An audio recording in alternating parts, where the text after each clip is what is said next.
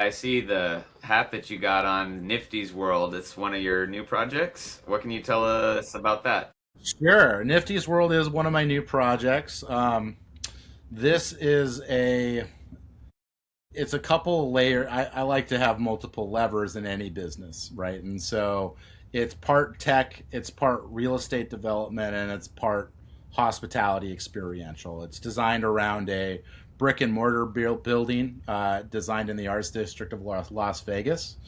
It's designed to be hospitality 2.0, ranging from uh, citywide AR engagement that would basically be like a scavenger hunt throughout all of the casinos on the strip that would gamify your stay and lead you to an incentivized or rewarded uh, stop by at Nifty's once it's built, to having multiple floors of the building that are designed just for seasonal experiences.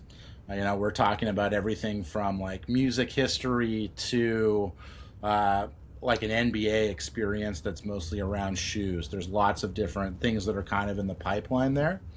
And, I spent about 3 years in Vegas developing the project, and we're, underway the capital raise now, which, raising capital is one of the parts of, uh, any project that is going to scale. It needs a proper capital cushion. So we're in that process now.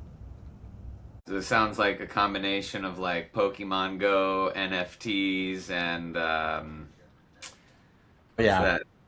There's that futuristic festival they have in the desert in California. I forget what it's called. it is a mix of those things. And in fact, my co-founder, Sid, he is a big collectibles and merchandise guy. He's been in the toy space for 30 plus years, has a print on demand business working with big brands, and was a pretty big degen when NFTs were big. We have some signed LOIs with groups like the Board Ape Yacht Club groups, and I think that we're going to experience a swing back of Web3, and I think collectors are going to come back to that market. It probably will never be the bull run of 2021 again, but I do think that being a collector of really anything is kind of built into our DNA as people. I collected, books and I guess comic books and baseball cards and stuff as a kid.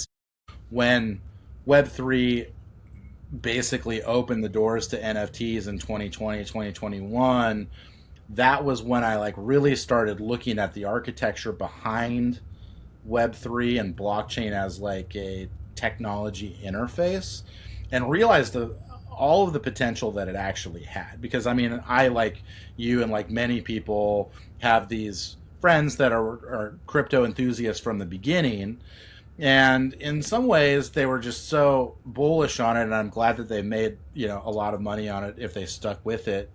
But they were very like outlier throughout that time, and I didn't quite understand Bitcoin.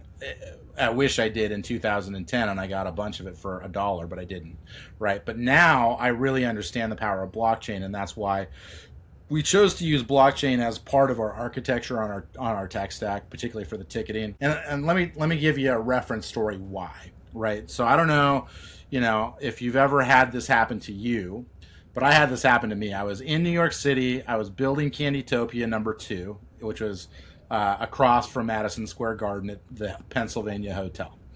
And one of my, you know, nostalgic bands that I listened to as like a high schooler was Smashing Pumpkins, alternative, 90s, and they were playing the Garden.